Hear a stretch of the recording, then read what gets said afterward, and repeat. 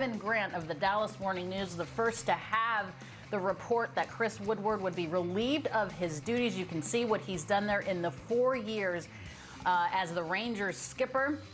Third and last in many of the categories as far as win-loss record in the division.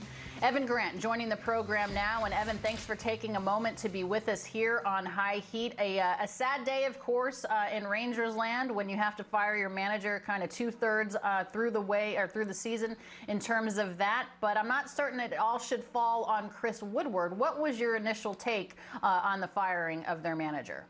Well, I don't think it all does fall on Chris Woodward, Alana. I don't think that would be fair in any stretch of the imagination. We also know that baseball's not a fair industry, right?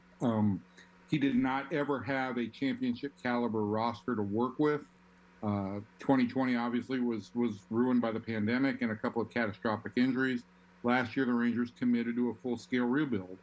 This was a better team this year. The additions of Corey Seager and Marcus Semien were huge investments and did give this club some real franchise caliber offensive players in the middle of the diamond. But ultimately, this team still lacked at least two starters in the rotation. It lacks experience in the bullpen. And so I'm not so sure that one loss record is the best way to gauge Chris Woodward. I think that in some regards, Rangers management felt that the team's caliber of play over the last month had regressed a little bit and felt like this team wasn't playing with a lot of energy. Those are all buzz phrases to use when you do make a managerial change. But I think the Rangers feel like there is something still to be rescued out of the season if they can get a little bit more of a collective type approach in the clubhouse.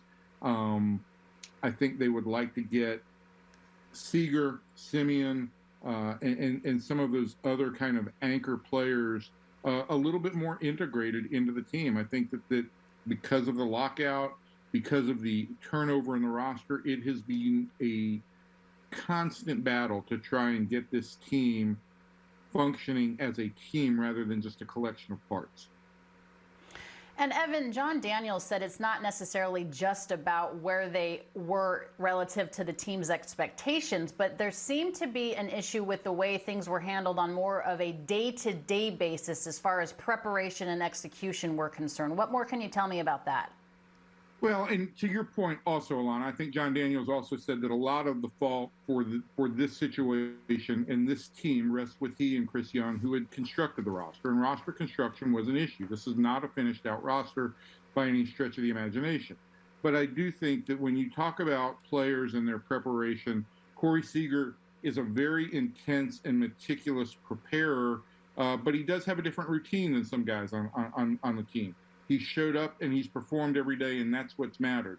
But there have been some other elements of the team that, you know, it makes it kind of a different situation. And so I think the Rangers would like to get that a little bit better integrated in terms of how they kind of get everybody prepared for games. I also think that when you look at fundamentals and the little things that this team could do, this team did not field well, particularly as from the pitching unit. It was a poor fielding pitching unit. That is a basic fundamental of the game, right? They were a -11 in defensive runs saved from that position. That stands out as something that you would think could have been addressed. There have been several instances over the last 10 days, where we've seen some outfielders make some undisciplined throws, some questionable calls. And I think these are the kinds of things that management started to feel like these are creeping too much into what this team is doing on a daily basis. It may not be capable of winning 80 games, but it could be capable of playing a little bit tighter in its execution.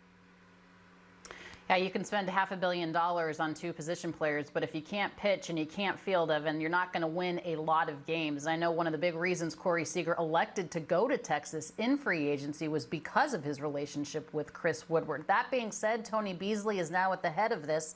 How long do you think that lasts as the interim title? Does he have a shot at becoming the permanent manager of the Rangers?